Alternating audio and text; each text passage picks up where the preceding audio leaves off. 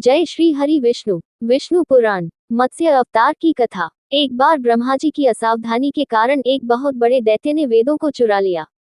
उस दैत्य का नाम हयग्रीव था। वेदों को चुरा लिए जाने के कारण ज्ञान लुप्त हो गया। चारों ओर अज्ञानता का अंधकार फैल गया और पाप तथा अधर्म का बोलबाला हो गया। तब भगवान विष्णु ने धर्म की रक्षा के लिए मत्स्य रूप धारण करके हयग्रीव का वध किया और वेदों की रक्षा की। भगवान ने मत्स्य का रूप किस प्रकार धारण किया, इसकी विस्मयकारिणी कथा इस प्रकार है। कल्पांत के पूर्व एक पुण्यात्मा राजा तप कर रहा था। राजा का नाम सत्यव्रत था। सत्यव्रत पुण्यात्मा तो था ही, बड़े उदार हृदय का भी था। प्रभात का समय था, सूर्योदय हो चुका था। सत्यव्रत कृतमाला नदी में स्नान कर रहा था। उसने स्नान करने के पश्चात जब तर्पण के लिए अंजलि में जल लिया तो अंजलि में जल के साथ एक छोटी सी मछली भी आ गई। सत्यव्रत ने मछली को नदी के जल में छोड़ दिया। मछली बोली, राजन, जल के बड़े बड़े जीव छोटे छोटे जीवों को मारकर खा जाते हैं। अवश्य कोई बड़ा जीव मुझे भी मारकर खा जाएगा। कृपा करके मेरे प्राणों की रक्षा कीजिए।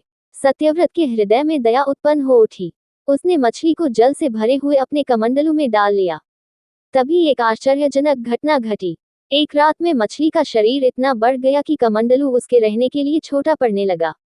दूसरे दिन मछली सत्यव्रत से बोली, राजन, मेरे रहने के लिए कोई दूसरा स्थान ढूंढिए, क्योंकि मेरा शरीर बढ़ गया है। मुझे घूमने फिरने में बड़ा कष्ट होता है। सत्यव्रत ने मछली को कमंडलू से निकालकर पानी से भरे हुए मटके में रख दिया।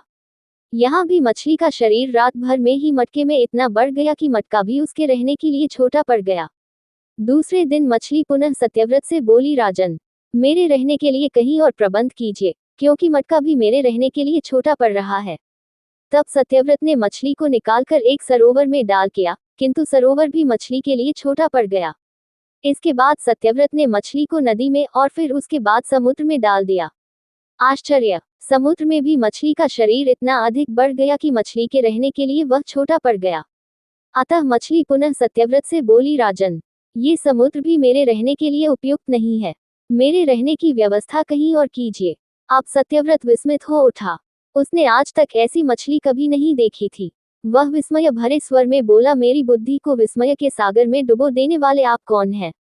मत्स्य रूपधारी श्रीहरि ने उत्तर दिया, राजन, हयग्रीव नामक दैत्य ने वेदों को चुरा लिया है। जगत में चारों ओर अज्ञान और अधर्म का अंधकार फैला हुआ है। मैंने हयग्रीव को मारने के लिए ही मत्स्य का रूप धारण किया है। आज से 7वें दिन पृथ्वी प्रलय के चक्र में फिर जाएगी। समुद्र उमड़ उठेगा, भयानक वृष्टि होगी, सारी पृथ्वी पानी में डूब जाएगी।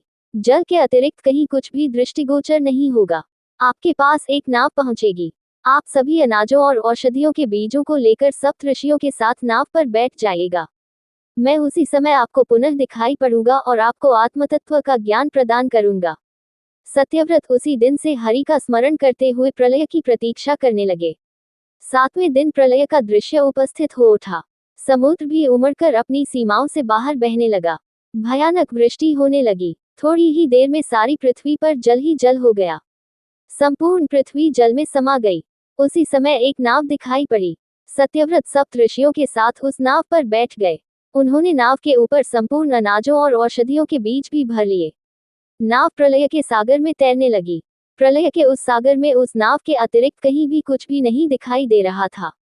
सहसा मत्स्य रूपी भगवान प्रलय के सागर में दिखाई पड़े। सत्यव्रत और सप्त ऋषि गण मत्स्य रूपी भगवान की प्रार्थना करने लगे। भगवान से आत्मज्ञान पाकर सत्यव्रत का जीवन धन्य हो उठा। वे जीते जी ही जीवन मुक्त हो गए। प्रलय का प्रकोप शांत होने पर मत्स्य रूपी भगवान ने हयग्रीव को मारकर उससे वेद छीन लिए। भगवान ने ब्रह्मा जी को पुनः वेद दे दिए। इस प्रकार भगवान ने मत्स्य रूप धारण करके वेदों का उद्धार तो किया ही, साथ ही संसार के प्राणियों का भी अमित कल्याण किया। जय श्री विष्णु।